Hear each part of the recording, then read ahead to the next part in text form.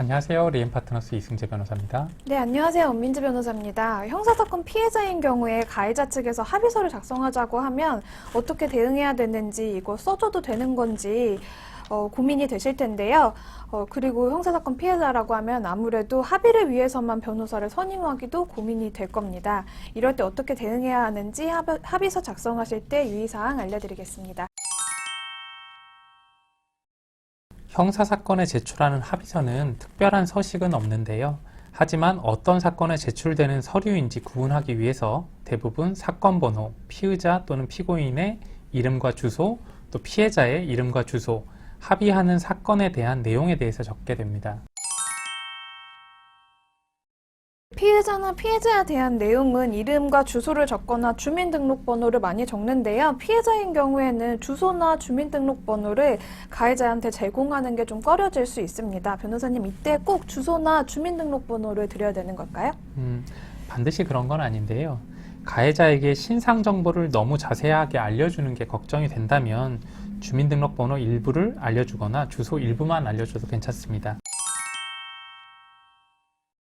합의서를 제출할 때 주민등록증 사본이나 등본, 그리고 인감증명서를 달라고 하기도 하는데요.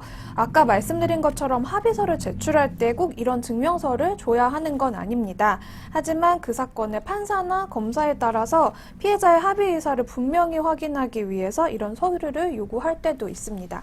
예, 특히 지급받는 합의금의 규모가 크다면 이런 서류를 요구할 수 있는데요. 합의를 하고자 하신다면 이를 다른 용도로 사용하지 않기로 약속을 받고 해당 서류를 제공해 주셔도 큰 문제는 통상적으로 일어나지는 않습니다. 저희에게 많이 물어보시는 게 합의금 액수를 반드시 써야 하느냐라는 건데요. 합의는 반드시 합의금을 받고 해야 하는 건 아니기 때문에 합의서의 합의금 액수는 반드시 써야 하는 것은 아닙니다. 하지만 피해자가 합의금 액수 기재를 원한다거나 또 가해자가 합의금 액수 기재를 원한다면 써도 무방합니다. 예, 또 경우에 따라서는 합의금이 실제로 지급되었는지 여부와 액수가 중요할 수도 있어서 그런 사건이라면 합의금 이체 내역과 액수를 직접 적어내기도 합니다. 예를 들어서 교통사고 같은 경우에는 별일이 아닌 줄 알고 합의금을 받고 합의를 해준 다음에 시간이 흐른 후에 교통사고 후유증이 나타나기도 하는데요. 이런 점이 우려된다면 당시의 피해에 대해서만 합의한다는 내용을 합의서에 구체적으로 적으시는 게 좋습니다.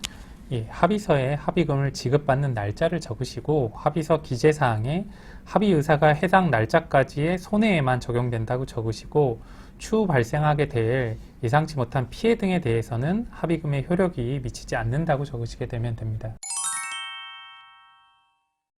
그리고 또 저희한테 진짜 많이 물어보시는 게 심각한 손해가 발생했다거나 정말 많이 다쳐서 합의서 작성할 때 변호사의 도움을 받고 싶은데 이것도 가능하느냐라는 건데요.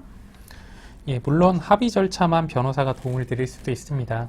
합의서 체결에 변호사 도움을 받으시려는 경우에는 합의금으로 받게 되는 금액 등을 고려해서 변호사의 도움을 받는 게 필요한지 상담을 우선 해보시고 결정하시면 될 것 같습니다. 네, 지금까지 합의서 작성 시 유의사항에 대해서 알아봤습니다. 예, 오늘 영상 도움되셨다면 좋아요와 구독 부탁드릴게요. 감사합니다.